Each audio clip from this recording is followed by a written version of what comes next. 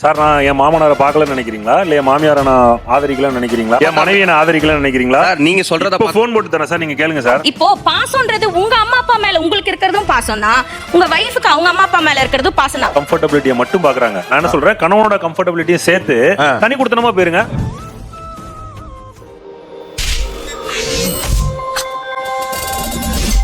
கல்யாணம் பண்ணிட்டு வந்த பொண்ணை வந்து நம்ம வீட்டுக்கு வந்த உடனே நம்மளுடைய அம்மா அப்பாவை தான் அம்மா அப்பா மாதிரி பார்க்கணும்னு சொல்ற உலகம் இந்த உலகத்துல நம்ம வாழ்ந்துகிட்டு இருக்கோம். பாத்தியா ஃபர்ஸ்ட் கியர் போட்டு தூக்குறான் பாரு. டாப் கியர் வரை போட போறேன்.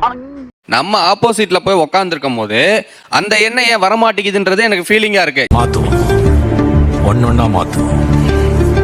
மனைவி வீட்டு சைடு போற கூட்டு குடும்பத்துக்கு பதிலா நம்ம அம்மா அப்பா வீட்டு சைடு வர கூட்டு குடும்பம் அதுக்கு தீர்வா இருக்குமே. அது ஓகே உங்களுக்கு சார்? அப்படி எங்களால போக முடியல.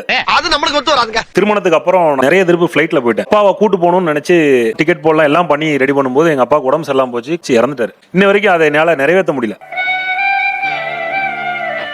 கூட்டிட்டு போயிருந்திருக்கணும், கூட்டிட்டு போறது வந்து நீங்க கூட்டிட்டு போயிருக்கணும், வந்திருக்கணும், இதெல்லாம் இல்ல ஜி. நான் கூட்டு போக முடியல ஜி, அவ்வளவுதான். அது என்ன உறுத்திட்டே தான் இருக்கும். இப்பதான் தெரியுது ஒவ்வொரு மனிதனுக்கும் உண்மையான வாழ்க்கை இங்க இருக்குது. மாமனார் தான் உங்ககிட்ட சில சலுகைகள்லாம் செஞ்சாருன்னு சொல்ற நீங்க ஏன் அவருக்கு அம்மா அப்பா மாதிரி ஒரு சலுகை நம்ம ஒரு விஷயத்த மனசார செஞ்சுட்டு போயிருவோமே.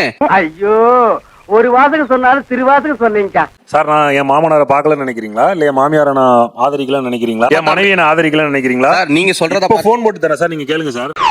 பேசுறியா?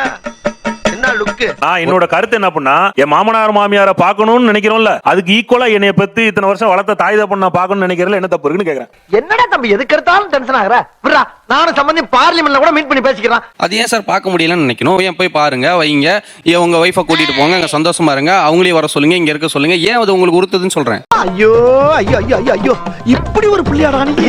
ட்ரெடிஷனல் கூட்டு குடும்பத்துல அதிகமா பாதிக்கப்பட்டது பெண்களா இருந்ததுனால அந்த அவர்ஷன்ல வந்த ரிசல்ட்டா இது இருக்கலாம். ரிவெஞ்ச் எடுக்கிற மாதிரி பண்ணல. ரிவெஞ்ச் அப்படிலாம் நான் சொல்ல கிடையாது, சொன்னதை மட்டும் சொல்லு, தேவையில்லாம ஏதாச்சும் பேசுறேன். இப்போ பாசம்ன்றது உங்க அம்மா அப்பா மேல உங்களுக்கு இருக்கிறதும் பாசம் தான், உங்க வைஃப்க்கு அவங்க அம்மா அப்பா மேல இருக்கிறதும் பாசம் தான்.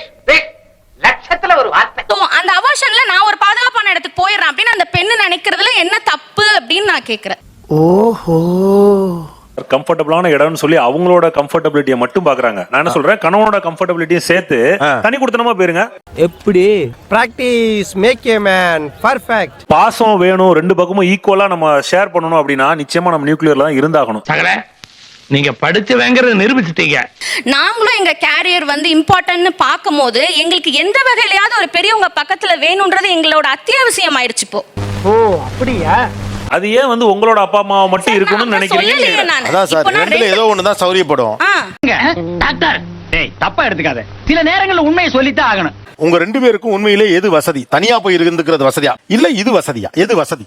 பாதுகாப்புங்கிறது நவீன கூட்டு குடும்பம் தான். அப்புறம் என்ன பெருசா எதிர்பார்த்தேன், புஷ்ஷுன்னு ஆயிருச்சே.